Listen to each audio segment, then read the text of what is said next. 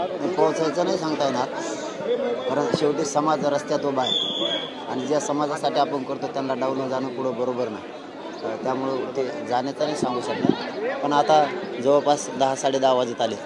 आम्ही काही 1-1.5 घंटा चालणार आहेत फक्त दर दिवसच्या नियमाप्रमाणे आणि गाड्यात बसू. आमचा जो ठरलेला मार्ग आहे त्या मार्गाने आम्ही लोणावळ्याकडे जाणार आहे. तुम्ही येत आहे त्याला बऱ्यापैकी तुम्हाला प्रतिसाद मोठ्या प्रमाणावरती मिळतोय. सरकारनं त्याची दखल घेतली. काल एक समिती येऊन गेली तुमच्याकडे, त्या समितीबरोबर झालेली चर्चा फिसकटली आहे. तुम्ही आता आणखी तुमच्याशी डायलॉग सुरू आहे का सरकारचा? कुणी संपर्क केलाय आणि नेमकं आरक्षणाच्या बाबतीमध्ये तुमच्याशी चर्चा करतोय कोण? नाही, फिसकटले कुठे ते आलेच नाही. फिसकटायचं कसं म्हणजे गेले आणखीन आलेच नाही. ते गेले का आणखीन आले विभागीय आयुक्त नाही सांगता येऊ शकते. कलेक्टर आले होते, भेटायला येणार होते, आले नाहीत. येतील, आज येतील नाही उद्या येतील. सचिवालयातून कुणाचा संपर्क झालाय का? मंत्री स्तरावर कुणाचा संपर्क झालेला आहे का? तुमच्या जाण्याच्या नियोजनाबद्दल तुम्हाला काही सूचना देण्यात आलेल्या आहेत का? मुंबईमध्ये जमावबंदी लागू आहे तर तुम्ही येऊ नका किंवा विनंती वजा कुठलीही चर्चा शासन म्हणून तुमच्यासोबत आतापर्यंत झाली आहे का झालीच नाही? नाही झाली नाही. आणि जमावबंदी ही एवढ्या मोठ्या शहरात कायमस्वरूपीच लावली जातेच. परंतु लोकशाही मार्गानं एखादी मागणी करताना तो संविधानानं प्रत्येकाला अधिकार दिलेला आहे. त्याप्रमाणे आम्ही आमरण उपोषण करायला चाललो. त्यामुळं त्यांनी दुसऱ्या कारणासाठी 144 लागू केला असं ना, त्या शहरात कंपल्सरी तो 8-4 दिवसाला लावलाच जातो. आमच्यासाठी लावलाय असं आम्ही अंगावर घेण्याची काही गरज नाही. वाहनांना पण बंदी करण्यात आली. मुंबईमध्ये वाहनांना नो एंट्री अशा प्रकारचं सांगण्यात आलं. सगळ्या वाहनाला मुंबईतल्या वाहनं आहेत आपल्यासोबत आमचे एकटेच आहेत. काय जड वाहन करायचं सगळ्याच करावं लागेल. मुंबईत आहेत तेवढे बी आम्ही कशाने जायचं? मग विशेष अधिवेशन बोलवतायत असं सांगितलं जाते. मुख्यमंत्र्यांनी मोठी घोषणा केली आहे. मागासवर्ग आयोगाकडून हे सगळं सर्वेक्षण जे आहे ते पूर्ण झालं की तातडीनं विशेष अधिवेशन बोलवून मराठा आरक्षणाचा कायदा करणार असं मुख्यमंत्र्यांनी स्पष्ट केलंय. तुमची पुढची भूमिका काय असणार आहे? तुम्हाला हे कन्वे झालंय का? माध्यमांमधून बातम्या सुरू झालेल्या आहेत. जर असं असेल तर तुमची पुढची भूमिका काय आहे की तुम्ही मुंबईला जाण्यावरती ठाम आहात? 54 लाख नोंदी मिळालेल्या आहेत ओबीसी आरक्षणातल्या मराठ्यांच्या. ते प्रमाणपत्र आम्हाला वाटप वितरित केलेले पाहिजेत. त्याच्या परिवाराला पण वाटप केलेले पाहिजेत. आणि जो सगळ्या सोयऱ्यांचा गणगोता ते सगळ्या सोयऱ्यांचा शब्द त्यात ॲड केला आहे, त्या नोंदीच्या आधारावर प्रमाणपत्र देण्यासाठी, म्हणजे ज्याची नोंद मिळाली नाही त्याच्यासाठी त्याची व्याख्या आम्ही दिल्याप्रमाणे घेतली तर आम्ही पहिल्यापासूनच सांगतो आम्हाला मुंबई जायची हौस नाही आहे. आणि ते जर घेतलं तर आम्हाला काही अडचण असण्याचं कारण नाही. ज्या गोष्टी कायदेशीर आहेत त्या गोष्टीच इन्कॉर्पोरेट करता येतील किंवा घेता येतील, त्याच्याच आधारावरती आरक्षण देता येईल असं सरकार सातत्यानं म्हणतंय. तुमचे सगळे सोयरे ही जी टर्म आहे ही टर्म कायदेशीरदृष्ट्या त्याच्यामध्ये बसत नाही असं यापूर्वीही स्पष्ट करण्यात आलेलं आहे. काल संभाजीराजे कोल्हापूरमध्ये बोलताना असं म्हटलं की भावना आणि कायदा या दोन्हींची सांगड घालून या आरक्षणाचा निकाल लवकर सरकारनं लावावा. आंदोलनकर्त्यांनीही कायद्याची बाजू जी आहे ती समजून घ्यावी. तुमच्या बाबतीमध्ये एक असं मत तयार होतंय का की तुम्ही केवळ तुमचा हेका लावून धरताय, कायदेशीर बाजू जी आहे ती तुम्ही ग्राह्य धरत नाही आहात किंवा कायद्यामध्ये जे बसतं ते तुम्ही मान्य करत नाही आहात? तुमच्यावर टीका करणारे अनेकदा असं म्हणतात की तुम्ही रोज वेगवेगळ्या मागण्या करता. कोणची केली एकदा समोर येऊन सांग म्हणा. नवीन मागणी कोणची केली? आणि आमचा हेका फेका नाही आहे. आमचा सगळ्या सोयऱ्यांचा शब्द जजनी घेतलेला आहे. जे ज्यांना कायद्याचा अभ्यास न्याय देतात न्याय मंदिरात सगळ्यांना, त्या जजनं 2 न्यायाधीशांनी तो शब्द घेतलेला, आम्ही नाही दिला. जरांगे पाटील येत आहेत, त्यांच्यासोबत लाखो लोक आहेत आणि याचा परिणाम कदाचित वेगळा असू शकतो याची जाणीव असून देखील सरकार कुठं तुमच्याकडे किंवा या समाजाकडे दुर्लक्ष करत आहे का? तीच तर एक आता आम्हाला एक प्रकार वाटतोय की इतका मोठा समुदाय येतो आणि त्यांनीच दिलेल्या शब्दावर आम्ही बोलतो आणि ते नेमकं त्यांनी दिलेल्या शब्दावरच काम करत नाहीये. बघूयात आता असा हेका चालत नाही, थोडा वेळ द्यावा लागतो. मला थांबवण्याचे खूप प्रयत्न केले मात्र जरांगे काही ऐकण्याच्या मागे असं अप्रत्यक्ष म्हणाले ते.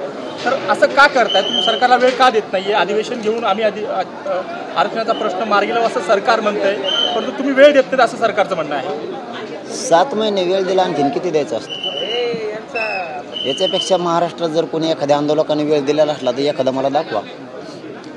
काल मुख्यमंत्र्यांनी हेही म्हटलं की आम्ही सर्टिफिकेट्स वाटायला सुरुवात केलेली आहे, परंतु आंदोलनकर्त्यांनी पण आवाहन करावं लोकांना की त्यांनी त्यांची कागदपत्र द्यावी, तिथे जाऊन त्यांनी नोंदी बघाव्यात. तुम्ही लोकांना काही आवाहन कराल का की ज्यांच्या नोंदी सापडल्या किंवा कागदपत्र मिळतात त्यांनी तिथे जाऊन अर्ज करावेत, ते जाऊन बघावेत?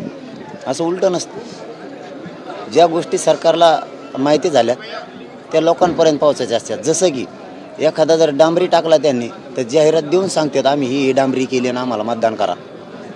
तसं गावात तुम्हाला सापडलेल्या 54 लाख नोंदी ह्या ग्रामपंचायतला चिटकावं लागतात. तेव्हा लोकांना माहीत होतं मग नोंद सापडली. ती मोडी लिपी वाचता येते का गोरगरीब लोकाला? हे सरकारचं काम आहे, त्यांना ते करावं लागतं. अर्ज द्यायला लोक तयार आहेत. काल विभागीय आयुक्त आणि कलेक्टर आले होते औरंगाबादचे, तर तुम्ही नेमक्या कोणत्या दुरुस्त्या त्यांना सांगितलेल्या आहेत आणि नेमकी काय चर्चा झाली त्याच्यात? दुरुस्त्या नाही, हेच आता जे सांगितलं तेच. 54 लाख नोंदी तुम्ही सापडल्यात, तुम्ही घोषणा केली, ते प्रमाणपत्र वितरित का केले नाहीत हे आमचं म्हणणं होतं. आणि त्या परिवारांना त्यांच्या नातेवाईकांना का प्रमाणपत्र त्याचा लाभ दिला नाही. आणि तुम्ही जो शब्द घेतला होता उपोषण सोडताना 7 मंत्री सचिव होते, कलेक्टर होते, विभागीय आयुक्त होते, मंत्री होते, आमदार होते, त्याच्यात जजेस होते, गायकवाड कमिशनचे अध्यक्ष पण होते. म्हणजे जे कायदाच बनवतात असं शिष्टमंडळ इतकं ताकदीचं त्यांचं तज्ज्ञ आलं होतं. त्यांनी घेतलेला सगळ्या सोयऱ्यांचा शब्दाचा वट हुकूम काढा हे म्हणणं आहे आमचं. सर्वोच्च न्यायालयाची क्युरिटी पिटिशन आहे, सर्वोच्च न्यायालयाची क्युरिटी पिटिशन आहे, त्याच्यामध्ये तुम्ही तुमच्या बाजूनं आणखी काही वकील वगैरे देऊन सरकारसोबत तुमची किंवा म्हणजे समाजाची बाजू मांडणार आहात का? यापूर्वी ज्या पद्धतीनं झालेलं होतं, विनोद पाटीलही आहेत, पण तुम्ही कायदेशीर मुद्द्यांवरती म्हणजे सातत्यानं तुमच्यावरती जो आक्षेप येतो की तुम्ही कायदेशीर मुद्द्यांवरती बोलत नाही, तुम्ही वेग डिमांड करता, म्हणजे अनिश्चित अशा स्वरूपाच्या मागण्या करतात ज्याला कायदेशीर चौकट नसते कुठली. तर तुम्ही हे खोटं ठरवण्यासाठी काही कायदेशीर मार्गानं सर्वोच्च न्यायालयामध्ये जी क्युरिटी पिटिशन सुरू आहे त्याच्यामध्ये तुमची बाजू मांडणार आहात का किंवा तुम्ही पार्टी होणार आहात का? कायदेशीर बाजू मांडत नाही हेच चुकीचं आहे. भारत देशात जे ओबीसी बांधवांना आरक्षण दिलं कोणाची नोंद नाही. एकतर नोंद शासकीय असावी लागते किंवा ती जमात मागाससिद्ध असावी लागते. मराठा या दोन्हीमध्ये पण आहे. गायकवाड कमिशननं ते रद्द झालं ती भाग वेगळा, पण मागास सिद्ध केलं मराठ्यांना. आणि मराठ्यांच्या 54 लाख नोंदी आरक्षणाच्या सापडल्या. या अगोदर भारत देशात कोणाच्याच सापडलेलं नाही. मग ओबीसी आरक्षणात घेणं हे सरकारचं क्रमप्राप्त आहे. मग आमच्या नोंदी सापडलेल्या असून आम्ही घ्या म्हणतो, हे काय द्यायला सोडून आहे का? जे कोण म्हणतोय त्याच्यासाठी सुनावणी आहे क्युरेटिव्ह पिटिशनवर, आज सुनावणी आहे. काय त्या अपेक्षा आहेत आपल्याला आणि या सुनावणीबद्दल तुम्ही काय सांगा? चांगलं व्हावं, देव करो. ती सुनावणी ओपन कोर्टात घेण्यात यावी तरच ते आरक्षण टिकू शकतं. ते जर त्याची हिअरिंग जर चेंबरला झाली तर फक्त निकाल वाचला जाईल. ज्या मान्य न्यायालयाने त्यावेळेस त्रुटी भरून काढायच्या सांगितल्या होत्या त्यासाठी भोसले साहेबांच्या समितीनं त्रुटी भरल्या होत्या. तो अहवाल वाचन झाला पाहिजे आणि गायकवाड कमिशनचा सुद्धा आयोग वाचन झाला पाहिजे तरच ते आरक्षण टिकत. परंतु इंदिरा साहनीचं जजमेंट सांगते 50% वर गेलं तर टिकत नाही. पुन्हा आम्हाला तेच पाडे वाचावं लागते. आणि त्यापेक्षा मराठ्यांच्या जर ओबीसीत नोंदी सापडल्या तर मराठ्यांना ओबीसीतूनच दिलं पाहिजे. या ठिकाणी ओपन कोर्टामध्ये सुनावणी झाली तर तुमच्या आंदोलनाची पुढची दिशा काय असेल जर न्यायालयाने सर्वोच्च न्यायालयाने हे मान्य केलं तर? त्याला जोडून प्रश्न आहे आणखी. ज्या केसेसमध्ये सुप्रीम कोर्टाचं बेंच बसलेलं आहे आणि केस लॉ झालेला आहे, म्हणजे मोठं बेंच बसून निकाल जे आहेत ते कायदा म्हणून कन्सिडर केले जातात, अशा केसेसमध्ये क्युरिटी पिटिशन जरी झालं आहे तरी आतापर्यंत एकाही खटल्यामध्ये सुप्रीम कोर्टानं मूळ निकालाचा वेगळा निकाल दिलेला नाही. याचा अर्थ यापूर्वी जो सर्वोच्च न्यायालयानं दिलेला निकाल आहे मराठा समाजाला 50% आतमध्ये आरक्षण देता येणार नाही, त्याचा साधारण क्युरिटी पिटिशनमध्ये वेगळा फार निकाल येईल अशी अपेक्षा करण्यात अर्थ नाही असं अनेक कायदेतज्ञांचं म्हणणं आहे. तसं जर झालं तर मग नेमकी तुमची भूमिका काय असेल किंवा त्याची काही अल्टरनेटिव्ह तयारी प्लॅन बी तुमच्याकडे तयार आहे का?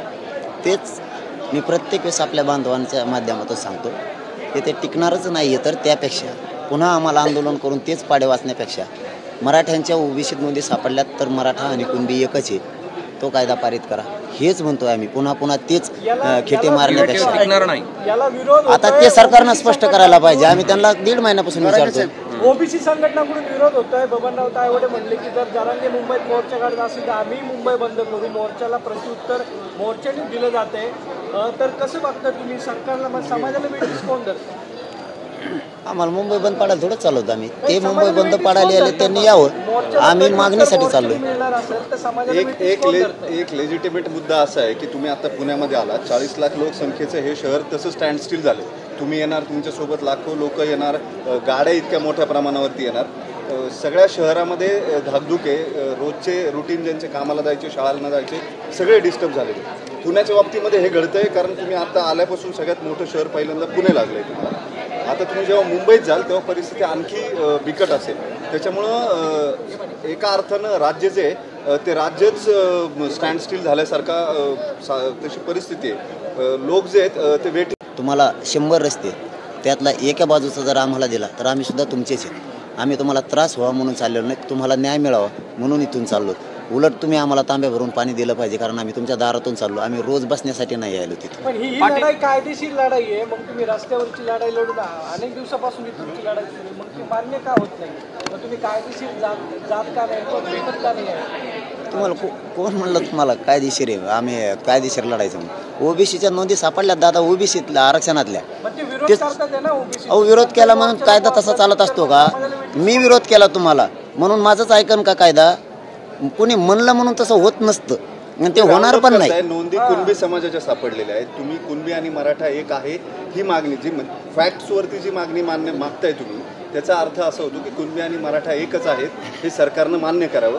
जे कायदेशीर आणि तांत्रिकदृष्ट्या दोन्ही दृष्ट्या शक्य नाहीये, ते शक्य असल्याचं कुठलं लेजिटिमेट फ्रॅक्शन तुमच्याकडे आहे का, किंवा तशी काही चौकट आहे का की कुठल्या बेसिसमध्ये हे बसवता येऊ शकतं? आता याच्यापेक्षा काय बेस पाहिजे? मराठ्यांच्या 54 लाख नोंदी ओबीसीत असलेल्या कुणबी म्हणून सापडल्या, याच्यापेक्षा काय बेस असायला पाहिजे? आणि 83 क्रमांक पण सांगतो, ओबीसी ज्या जाती घातलेल्या आहेत त्यातल्या 83 क्रमांकावर मराठा तत्सम म्हणून कुणबी हे एकच आहेत म्हणून सांगितलंय. याच्यापेक्षा त्यापेक्षा हे पुरावा महत्त्वाचा आहे की 70-80 वर्षापूर्वीच्या नोंदी सापडल्यात, मराठा हा कुणबी असलेला आहे. याच्यापेक्षा बेस काय पाहिजे? मुख्यमंत्री म्हणतात 2 गोष्टींमध्ये मुख्यमंत्री प्लॅन काय आहे? नोंदी सापडतात. मुंबईत जाऊन पुढचा प्लॅन काय आहे, कसा असेल पुढचं? आमरण उपोषण माझा समाज जाऊन बसतो. छगन भुजबळांवर तुम्ही टीका केलेली आहे सभेमध्ये, एकदा आरक्षण मिळू दे मग मी तुम्हाला दाखवतो सांगितलं, नेमका काय विषय? दाखवतो म्हणजे तसं नाही, त्यांचं काय वैयक्तिक आमचं माणसाशी बांधायला बांध नाही म्हणून त्यांनी माझ्या वावरात जनर चारले. विचाराला विरोधी, व्यक्तीला नाही त्यांच्या विचाराला विरोधी. मग ते बी दाखवतो म्हणले, ते मागं म्हणले कोयतेच घेऊन येतो, म्हणलं ये मग. असं म्हणजे तो विरोध नाही. आता बच्चू कडू आले होते, ते म्हणतात 29 लाख प्रमाणपत्र वाटप झाले, 2 दिवसात चर्चा झाली, आरक्षणाचा प्रश्न मिटलाय. आता थोडं तुम्ही बाजू नमती घ्या. आम्ही तर डाटा मागितला त्यांना त्या दिवशी, डाटा द्या ना. डाटा तर असेल ना दादा, प्रमाणपत्र दिले जातं, तुम्हाला दिलेलं मला माहित नाही. डाटा तर असेल ना शासनाकडे, मला द्या ना. पण मुख्यमंत्री म्हणतात 2 गोष्टी आहेत. एक तर मुख्यमंत्री म्हणतात की ज्यांची नोंदी सापडतात त्यांना आम्ही सगळ्या दुनियावरच ठेवलो आहे. आम्ही आता 70 वर्ष आणखी मुंबई पोस्ट 26 तारखेपर्यंत सगळ्यावरच विश्वास आहे आमचा. काय करणार आता? शेवटी आम्ही जनता पडलो ना. मनोज जरांगेंनी आता ते 26ला सांगणार आहे. मनोज जरांगे मी मीडियाच्या बांधवाला त्या दिवशी सांगितलं, मी 26ला नावच ओपन करणार. मनोज जरांगेंनी आता राजकारणात यावं, येणाऱ्या लोकसभा निवडणुकीत आपले माणसं उतरावीत असं एक आवाहन केलं जातंय, तर काय करतात? नाही तिकडे नका ओढू, मला तिकडचा लोडच येतो. त्यातले फोडाफोडी ते खाऊ घालावं लागतं लोकांना, पैसे लागते. आमचं काही नाही, ती मार्गच आमचा नाही. आमचं आपलं चाललं हे सामाजिक, आमचा एकच मार्ग आहे, मराठा समाजाला आरक्षण मिळावं आणि समाजात तेढ निर्माण होऊ नये यासाठी ताकदीनं प्रयत्न. सरकार आपल्यासोबत चर्चा करणार आहे का, आणि ती चर्चा कधी होणार आहे? काय निरोप तुम्हाला आहे का सरकारकडून आजच्या चर्चेचा? नाही, निरोप नाही, परंतु ऐकवण्यात येतंय की आज कुणीतरी चर्चा करणार आहे. आणि आयुक्त सुद्धा काल आले नाहीत, बहुतेक आज येतील. नाही आले तर आम्ही हळूहळू पुढे चाललो.